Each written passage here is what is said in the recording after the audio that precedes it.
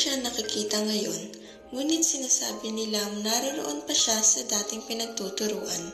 Sa walang pintang paaralan, una kong kinakitaan ng sa kanya.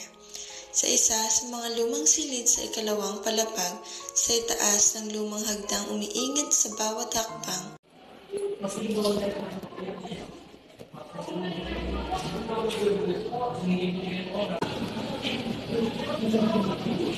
Magandang araw ka ba? Magandang araw. Tayo na naman ang iyong sa oras, ba? May nalala na akong sa mga nagtatawa sa buhay ko dahil ng pagkatawa sa kanya. Magsisimula na tayo sa kwento ni. Ngayon, magsisimula na tayo sa ating show.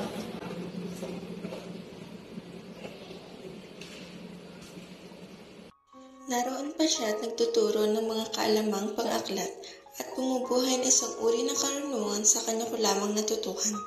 Lagi ko siyang iuugnay sa karikta ng buhay, saan man sa kagandahan, sa tanawin, sa isang isipan o sa isang tunog kaya. Nakikita ko siya at ako'y lumiligaya. At tumapag tayo sa ating ito. May mga katanungan pa ba kayo? Wala na po. Mabuti. Ngayon ay magpapaaral na ako sa inyong lahat. Ngunit walang anumang maganda sa kanyang anyo at sa kanyang buhay. Siya ay isa sa mapangkaraniwang guro noon. Walang sino man nag-ukol sa kanya ng pansin, mula sa pananamit hanggang sa paraan ng pagdadala niya ng mga pananagutan sa paaralan. Siya ay tinatawag naming lahat na si mabuti kung siya ay nakatalikod. Ang salitang iyon ang simula ng halos lahat ng kanyang pagsasalita. Iyon ang mga pumalit sa mga salitang hindi niya maalala kung minsan.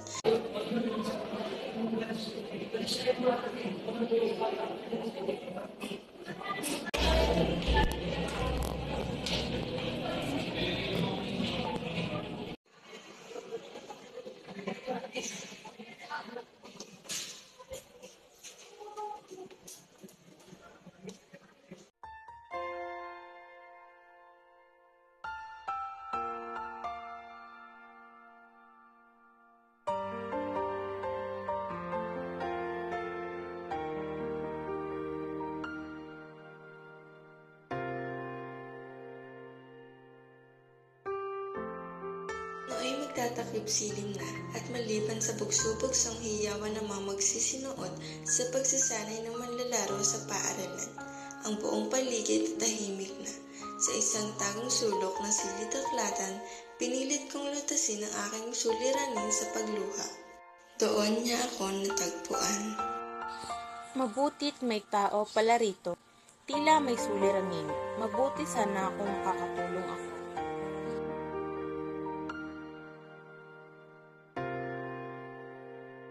Hindi ko alam na may tao rito. Naparito ako upang umiyak din. Ibig kong tumakas sa kanya at huwag nang bumalik pa kailanman. Sa bata kong isipan ay binibilang ko ang kahihiyan, kababaan na nagpapakita naming muli sa hinaharap. Pagkikitang magbabalik sa gunita ng hapon na iyon. Ma'am, kayo nga pala.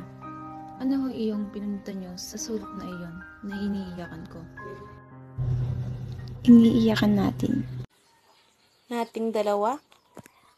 Sana'y masabi ko sa iyo, ngunit ang suliranin, kailanman, ang ibig kong sabihin ay maging higit na mabuti sana sa iyo ang buhay. Gaya ng pagtiyak ko ngayon na hindi akin ang pangusap na iyon. Nadamo ko siyan at ako ay isa. At kami ay bahagi ng mga nilalang sapagkat ng lihim ng kalungkutan ay nakilala ng mga lihim na kaligayahan. At minsan pa ng umagang iyon, habang unti-unting bumabalik ang dating kulay ng mukha niya, muli niyang ipinamala sa amin ang natatagong kagandahan sa aralin namin sa panitikan. Ang karikita ng katapangan, ang karikita ng pagpapatuloy ng anumang kulay ng buhay.